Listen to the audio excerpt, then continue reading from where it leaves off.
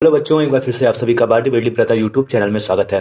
बच्चों, आज हम इस वीडियो में प्रतिरोधों के संयोजन के बारे में पढ़ने वाले हैं कि किसी भी परिपथ में प्रतिरोधों को कितने तरह से जोड़ा जा सकता है। तो बच्चों, प्रतिरोधों को संयोजन संयोजन जो है वह दो प्रकार से होता है। एक हमारा होता है समांतर क्रम संयोजन, समांतर क्रम संयोजन संयोजन और एक हमारा होता है श्रेणी क्रम संयोजन, श्रेणी क्रम संयोजन, श्रेणी क्रम संयोजन। तो ये दो प्रकार यानी कि ये हमारा दो तरीका है कि किसी भी प्रतिरोध को किसी परिपथ में जोड़ने के लिए। तो दोनों तरीकों को हम एक एक करके पढ़ने वाले हैं। तो सबसे पहले हम देखते हैं श्रेणी क्रम संयोजन, यानी किसी परिपथ में किसी प्रतिरोध को श्रेणी क्रम में कैसे जोड़ते हैं। तो मान लें बच्चों, हमारे पास कुछ प्रतिरोध है। ये हमारा पहला प्रतिरोध है, ये हमारा दूसरा प्रतिरोध है।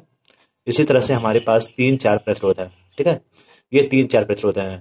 तो अगर हम इन प्रतिरोधों को श्रेणी क्रम में जोड़ना चाहें तो जो पहला हमारा प्रतिरोध है इसको हम लिख रहे हैं R1, और जो दूसरा प्रतिरोध है इसको हम लिख रहे हैं R2, और जो हमारा तीसरा प्रतिरोध है इसको हम लिख रहे हैं R3। इन तीनों प्रतिरोधों को अगर हमको श्रेणी क्रम में जोड़ना है तो इस प्रतिरोध का जो इसको अगर हम पहला सिरा मानते हैं और इसको हम दूसरा सिरा, इधर वाला हम पहला, इधर वाला दूसरा, इधर वाला हम पहला और इधर हम हमारा दूसरा। तो इसका जो दूसरा सिरा है, पहले प्रतिरोध का जो दूसरा सिरा है वह दूसरे प्रतिरोध के पहले सिरे से इस तरह से जुड़ा रहना चाहिए। फिर जाके जो दूसरा प्रतिरोध है उसका दूसरा सिरा तीसरे प्रतिरोध के पहले सिरे से इस तरह से जुड़ा रहे, तो ये जो संयोजन होता है वो हमारा श्रेणी क्रम संयोजन होता है। और पहले प्रतिरोध का जो पहला सिरा है और लास्ट वाला जो प्रतिरोध है उसका लास्ट वाला जो सिरा है, यानी कि जो दूसरा सिरा है, उसको बैटरी से हम क्या कर सकते हैं, जोड़ सकते हैं। तो इस प्रकार का जो संयोजन होता है वो हमारा क्या होता है, श्रेणी क्रम संयोजन। तो एक बार और देखते हैं श्रेणी क्रम संयोजन को, इसमें क्या होता है। श्रेणी क्रम संयोजन में जितने भी हमारे प्रतिरोध होते हैं उस प्रतिरोधों को एक ही लाइन में जोड़ा जाता है। इस तरह से भी हम कर सकते हैं, या फिर हम कर सकते हैं जो ये हमारा पहला प्रतिरोध है उसका दूसरा सिरा दूसरे प्रतिरोध के पहले सिरे से, और जो दूसरा प्रतिरोध का दूसरा सिरा है वह तीसरे प्रतिरोध के पहले सिरे से इस तरह से जुड़ा होना चाहिए। इस तरह से आगे क्रम पूरा लगातार बनता रहेगा। तो ये जो हमारा संयोजन होगा वो हमारा श्रेणी क्रम संयोजन होगा। अब बच्चों, अगर इस बैटरी की मान लें वोल्टता भी है तो हर एक प्रतिरोधों का टर्मिनल अलग अलग होने के कारण हर एक प्रतिरोधों में जो विभवांतर होगा वो हमारा क्या होगा, अलग अलग होगा।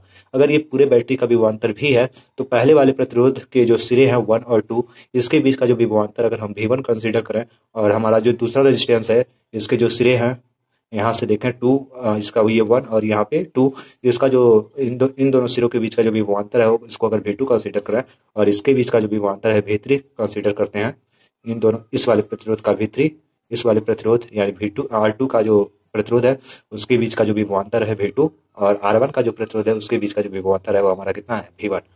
अगर हम बैटरी से, ये हमारा V वोल्ट की बैटरी है, जो बैटरी है वो करंट I निकाल रहा है। ठीक है, बैटरी से कितना करंट निकल रहा है, I, और ये करंट जो है वो सारे प्रतिरोधों में समान रूप से जाएगा, यानी पहले वाले में भी I जाएगा, दूसरे वाले में भी I जाएगा, तीसरे वाले में भी I जाएगा। श्रेणी क्रम के जुड़े होने के नाते सारे प्रतिरोधों में समान करंट I जाएगा। तो अगर देखा जाए तो इसमें पहले वाले प्रतिरोध के लिए अगर ओम का नियम लगाया जाए तो V इक्वल टू होता है I इंटू R। ये हमारा ओम का नियम होता है, लेकिन हम पहले प्रतिरोधों के लिए लगा रहे हैं तो यहाँ पे लिखेंगे V1, और पहले प्रतिरोध में भी करंट आई जाएगा, दूसरे में भी, तीसरे में भी, सारे में करंट सेम रहेगा, तो सारे के लिए हमारा I रहेगा। लेकिन यहाँ पे R किसके लेंगे, अगर पहले प्रतिरोध के लिए देख रहे हैं तो यहाँ पे लिखेंगे R1। ठीक है, इसी प्रकार दूसरे प्रतिरोध का लिखना चाहें तो V2, यानी दूसरे प्रतिरोध का विभवांतर इक्वल टू इसमें बहने वाली धारा और इसका प्रतिरोध R2। इसी तरह अगर हम तीसरे प्रतिरोध का लिखना चाहें तो V3 हमारा हो जाएगा IR3। अब हम क्या करेंगे, अब हम लगाएंगे ओम का नियम इस पूरे सर्किट के लिए, यानी जो टोटल विभवांतर होगा V वह किसके बराबर होगा, पहले वाले का विभवांतर प्लस दूसरे वाले का विभवांतर प्लस तीसरे वाले का विभवांतर। ऐसे और भी प्रतिरोध रहेंगे तो सबका विभवांतर को इस तरह से जोड़ लेंगे। तो पहले वाले का विभवांतर कितना था, IR1, दूसरे वाले का विभवांतर कितना था, IR2, और तीसरे वाले का कितना था, IR3। अगर सर्किट में टोटल करंट I है तो पूरा करंट I हो जाएगा, और टोटल जो रेजिस्टेंस है यानी R1, R2, R3 को मिलाकर अगर पूरे रेजिस्टेंस को हम R लिख रहे हैं तो ये हमारा हो जाएगा R, यानी कि ये जो V होगा यानी total voltage, total current into total resistance.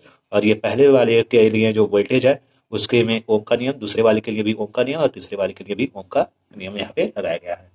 इसके बाद क्या करेंगे बच्चों, यहाँ पे देखेंगे I सेम है तो I को हम कॉमन ले लेंगे, और यहाँ बचेगा R1 प्लस R2 और प्लस R3, और यहाँ पे भी हमारा I इंटू R है।